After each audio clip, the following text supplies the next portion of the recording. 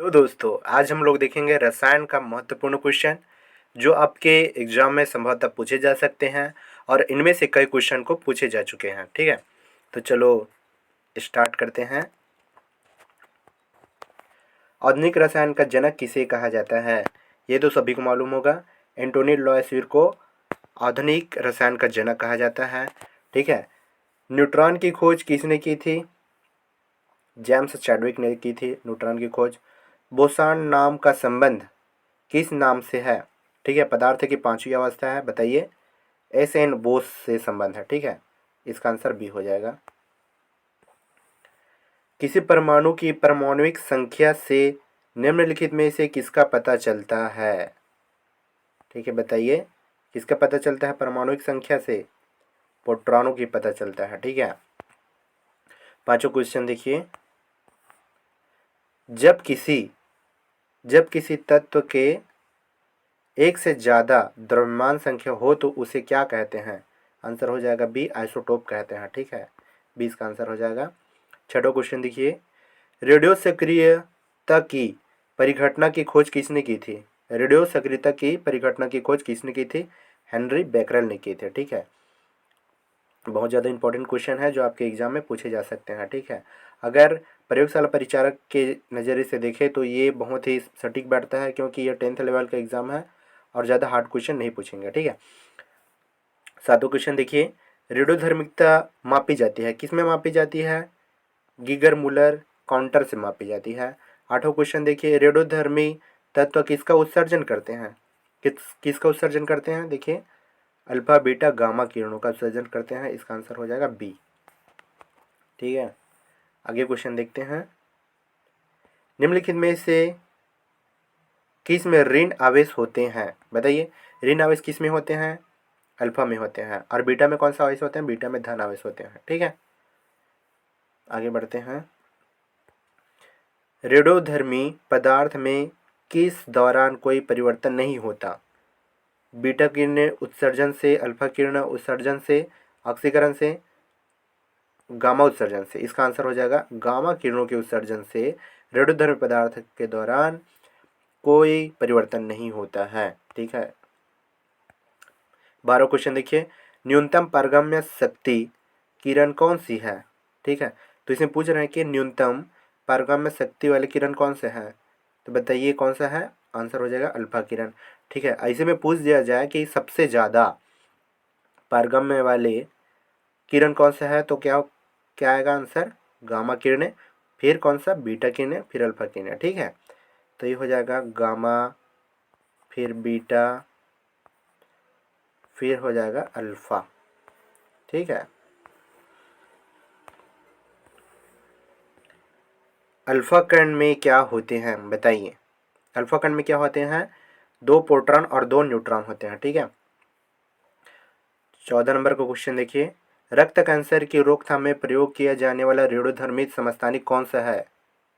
रक्त कैंसर में बोले हैं। ठीक है, बहुत सारे समस्थानिक है, तो कोबाल्ट 60 का प्रयोग किया जाता है रक्त कैंसर के रोकथाम के लिए। ठीक है, और इसका भी प्रयोग है जैसे कि आयोडीन 131 थायराइड के लिए प्रयोग किया जाता है। सोडियम रक्त का थक्का बन रहा है कि नहीं बन रहा है उसका पता लगाने के लिए सोडियम 24 का उसका प्रयोग किया जाता है। ठीक है, इस टाइप से है। और कोबाल्ट 60 आमतौर पर किस चिकित्सा में प्रयुक्त होता है बताइए?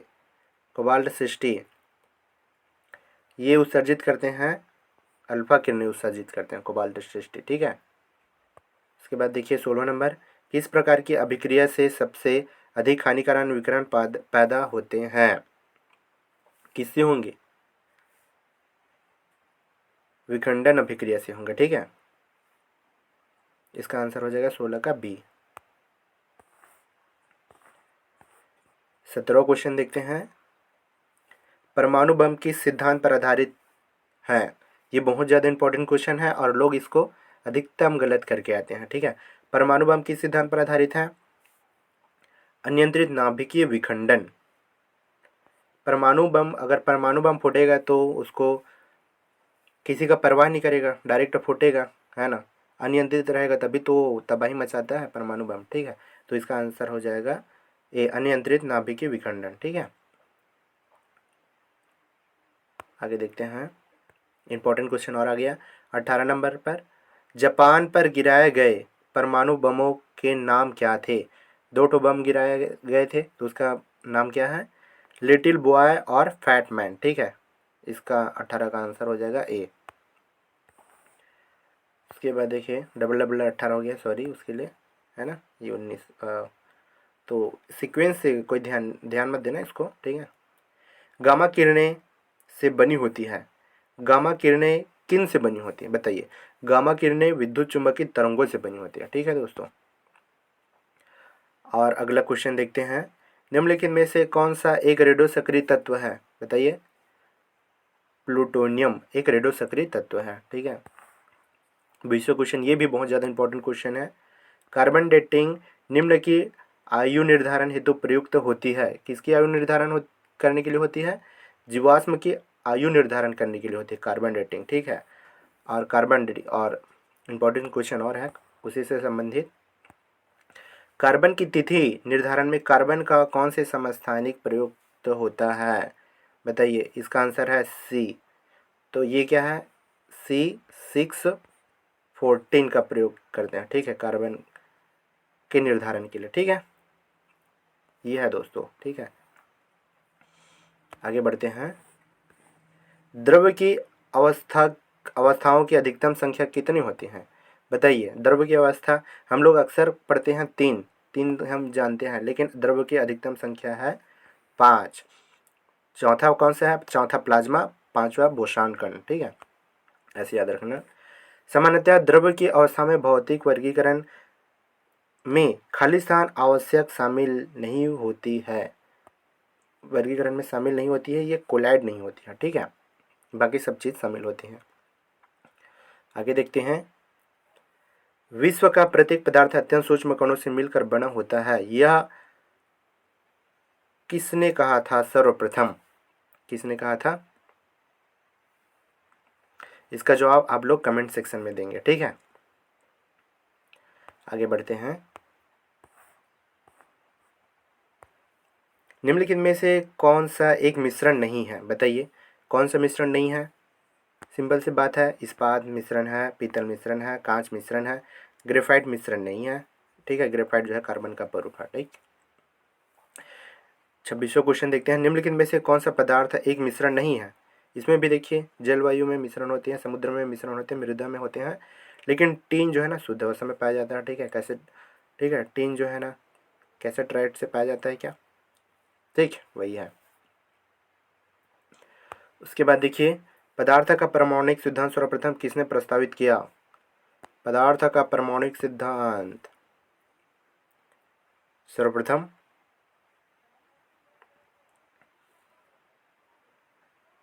जे थॉमसन ने दिया था।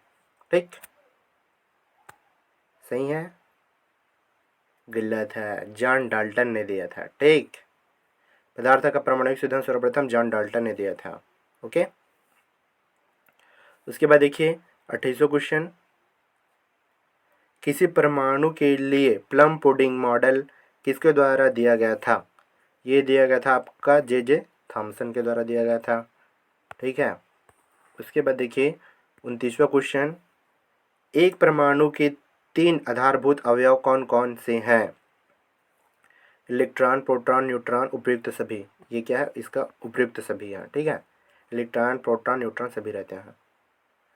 30वां नंबर क्वेश्चन देखते हैं। द्रव्यमान संख्या किसका योग है? द्रव्यमान संख्या किसका योग है? केवल प्रोटॉन और न्यूट्रॉनों का योग है द्रव्यमान संख्या। ठीक है, जिसे m से डिनोट करते हैं। 1897 में इलेक्ट्रॉन की खोज किसने की थी बताइए? इलेक्ट्रॉन की खोज किसने की थी? सर जे थॉमसन ने। ठीक, नेक्स्ट क्वेश्चन देखते हैं। इसके बाद तो क्वेश्चन ही नहीं है, तो अरे इसका भी आंसर भी नहीं है। तो बताइए सोना का रासायनिक नाम क्या है?